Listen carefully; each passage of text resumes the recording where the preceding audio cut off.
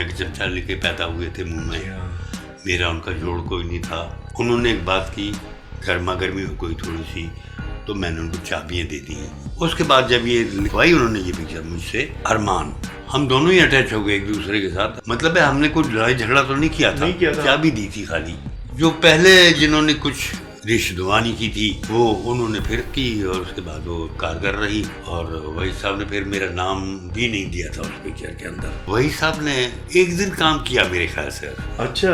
दूसरे दिन पता नहीं क्यों मुझसे कहने लगे, यार एक बार हीरो किसी और को ले लो। अच्छा, किसी मशहूर आर्टिस्ट को साइन करने के लिए एक ग्राउंड बनानी होती थी, बहुत जरूरी होती थी वो। हालांकि बगैर ग्राउंड के भी काम हो सकता था, ये वो खेल था जो बगैर ग्राउंड के भी खेला जा सकता, लेकिन वो ग्राउंड बनानी जरूरी होती है। तो कहने लगे हीरोइन कौन है, तो मैंने बताया संगीता कविता। तो उन्होंने कुछ अजीब सी एक्सप्रेशन मुझे दिए। मैंने कहा मेरी बात सुने, एक गरीब आदमी के बच्चों को रोटी मिल रही है, तो आप ही चाहते कि रोटी ना मिले उसके बच्चों को। मैंने कहा आपकी बुनियाद पे भी रोटी मिलेगी मुझे, आप होंगे तो रोटी मिलेगी मुझे। ऐसे ही मैंने इमोशनल टच दे के और दर्द मंदाना जो है उनका वो इंसान जगा दिया। हाँ, तो मैंने कहा भजन पिक्चर करनी है आपने। खैर वो राजी हो गए जी। वो जनाब मेरी जब मैंने जाके सुनाई के बाद राजी हो गए, तो होश हुए प्रोड्यूसर्स मेरे। एक गाना था, सब कुछ खुदा से मांग लिया तो उसको मांग के उठते नहीं है हाथ मेरी इस दुआ के बाद। बड़ा खूबसूरत। हमारे बड़े से बड़े प्यारे, बहुत ही अच्छे म्यूजिक डायरेक्टर कमाल साहब उसके मौसीकार थे। मुझे अगर कोई म्यूजिक डायरेक्टर पसंद आया था तो वो कमाल साहब जी। बिल्कुल, वो इतने ज्यादा कोऑपरेटिव थे और इतने ज्यादा हम्बल थे कि अगर मैंने ये कहा कि यार नहीं कमाल साहब, हालांकि मुझे क्या पता म्यूजिक क्या होता है, नहीं कैसे नहीं पता आपको? तो थे, लिसनर थे ना तो थे। और यहाँ पे तो और उन्हें ये पता था कि इसके कान बड़े ठीक ठाक है, पक्के हैं, बड़े हैं। उन्होंने म्यूजिक भी ऐसा बना के दिया था मुझे कि वाह वाह वाह, बहुत अच्छा म्यूजिक। तेरे मेरे सपने के सारे गाने हिट हुए थे जी। तो जनाब अली वो ये गाना पिक्चराइज कर रहा था मैं जी। तो मैंने पोज बनाया, उसमें ये था कि शाही अंदाज में खड़े हुए हैं शहजादा सलीम और अनारकली सामने देखते हो उनके यहाँ लगी हुई हैं जी। तो मैंने महसूस किया कि कुछ फासला रखा हुआ है उनका। मैंने कहा कि अली भाई ये फासला न रखें, ये रोमांटिक सीन है। मैंने कहा ये भाई बहन का सीन नहीं है, तो ये सीन हीरोइन का है। अच्छा, वो हीरोइन जितनी भी थी सब शूटिंग के बाद जो है ना, और शूटिंग से पहले वो सब अली भाई कहती थी। रवैया उनका ऐसा था ना। रवैया ऐसा था कि भाई कहना पड़ता था।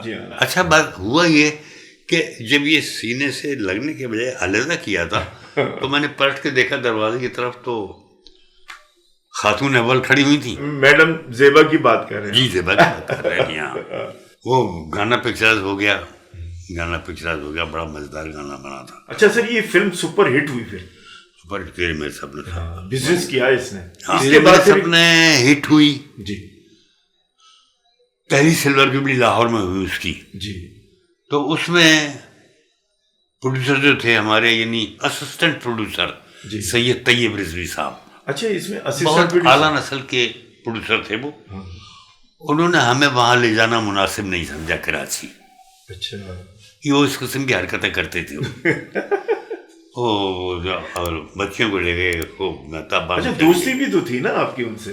दोस्ती भी थी, बस वो कुछ ज्यादा ही तजर्बा हासिल कर लिया था उन्होंने। उसके बाद इसी इदारे की पिक्चर दूसरी मैंने बनाई, मोहब्बत और महंगाई। ये भी सर फिल्म बहुत जबरदस्त गई थी। नदीम साहब इसमें थे। और कविता का पेयर था नदीम साहब के साथ। जी। और संगीता का पेयर था गुलाम मोहिद्दीन साहब के साथ। तो अच्छा, इसके बाद इस फिल्म के बाद एक फिल्म जो थी ना, वो राजिंदर सिंह बेदी का एक नावल था, एक चादर मेली सी।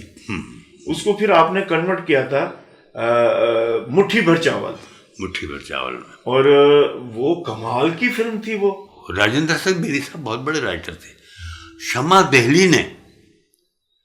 दहली एक कॉलम में तबसरा करता था वहाँ की इंडियन फिल्म का। जी जी जी। इस फिल्म का तबसरा उसने 2 कॉलम में किया था, वेरी गुड, बाकायदा, हाँ और उसकी तारीफ लिखी थी। जी जी जी सर, फिल्म सुपर हिट गई थी।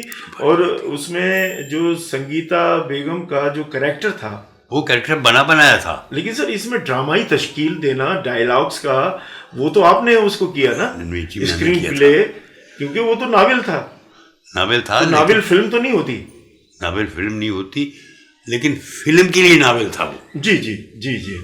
उस नावल की फिल्म बनाई जा सकती थी बड़ी आसानी के साथ। अच्छा, वो कुछ बोल्ड भी था, वो कुछ नावल था ना, बोल्ड था, लेकिन वो एक्चुअली तो वो सिखों का, और फिर उसमें मैं जो एक चीज अर्ज करूँ, जो उसमें बेसिक चीज थी वो ये थी कि सिखों के यहाँ एक रस्म है जी कि अगर एक भाई मर जाए तो दूसरा भाई उस पर चादर डाल दे, तो इसका मकसद ये कि उससे निकाह हो जाए, शादी हो जाएगी, कबूल हो गया वो। और उसे लिख के मजा आया था मुझे। और लोगों ने, जो मेरे अदब के दोस्त थे ना, जी जी, उन्होंने उसकी तारीफ की थी। और कराची से मुझे काफी लेटर आए थे, जो मेरे दोस्त जी जी अदब के दायरे में रहकर आपने इकबाल साहब बहुत जबरदस्त फिल्म लिखी थी। हाँ हाँ, और उसकी जो पिक्चराइजेशन और ये सारा, और ड्रामाई उसमें जो अंदाज थे, ड्रामाई तश्कील थी, वो सारा बहुत जबरदस्त थी। तभी तो वो फिल्म लोगों ने देखी। मैडम ने, संगीता ने जी ये पिक्चर सही मायने में डायरेक्ट की थी। सही मायने में कहना ये कि जिसमें डायरेक्शन थी। अच्छा इकबाल साहब, आप ड्रामों की तरफ भी तो आए ना, ड्रामे भी आपने बड़े लिखे हैं। ड्रामे बहुत नहीं लिखे, बहुत ज्यादा नहीं लिखे। एक जमाने में संगीता के लिए एक ड्रामा लिखा था, लाखों में एक। जी हाँ, लाखों में एक लिखा था। अच्छा, ये वो इसी फिल्म का वो था? जी जी जी, रीमेक था उसी रीमेक, हाँ जी हाँ। अच्छा, उसकी आउटडोर बहुत जबरदस्त थी। हाँ, यहीं पर ही मरी साइड पे इधर रिकॉर्ड किया गया था। जी हाँ जी हाँ। आपने एक स्टोरी लिखी थी जो कि अभी पिक्चराइज नहीं हुआ है, वो फिल्म जो है ना, फिल्म की कहानी लिखी है आपने। हाँ। सागर सिद्दीकी। अच्छा, सागर सिद्दीकी के साथ आपने मतलब वक्त भी गुजारा था? सागर सिद्दीकी के साथ वक्त इस अंदाज में गुजारा था कि मैं उन्हें कुछ लिखवाने के लिए, गीत लिखवाने के लिए फिरता था मैं जी। तो मुझे पता नहीं चलता था कि वो कहाँ पे हैं, लेकिन मैं उन्हें तलाश कर लेते थे। और वो इतने अच्छे और इतने प्यारे आदमी थे, वो शायर थे। वो शायर ऐसे नहीं थे कि इधर से सुना उधर से सुना, गालिब को ले लिया, फला को ले लिया, नहीं, वो ओरिजिनल शायर थे और खुददार थे। अपनी बात मनवाना जानते थे वो।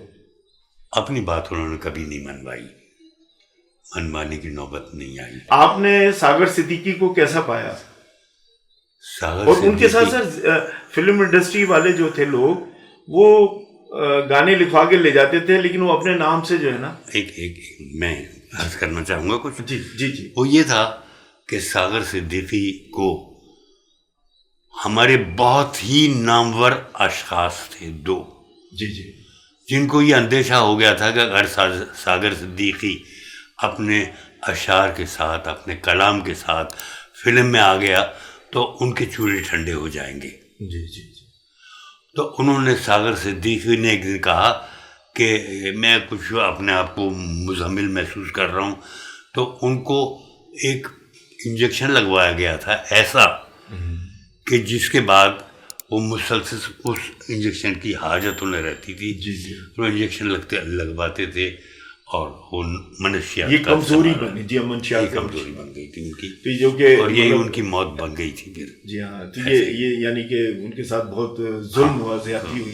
कि सागर सिद्दीकी वो आदमी था कि लोगों ने उसको जैसे देवता को पूजते हैं ना, ऐसे उसको पूजा है। जी जी। नाकदरी हमारे यहाँ रही है हमेशा से। इसी तरीके से पता नहीं कितने सागर जो हैं वो मिट्टी में मिल जाएंगे। पंजाब के बड़े बड़े अजीम शायर गुजरे हैं, इतने बड़े बड़े शायर हैं कि इनका जवाब नहीं है अपनी अपनी जगह। उनकी शायरी में तसव्वुफ है, अल्लाह की पहचान है कि लोग जैसी पिक्चरें देखना चाहेंगे वैसी पिक्चरें लोग बनाएंगे।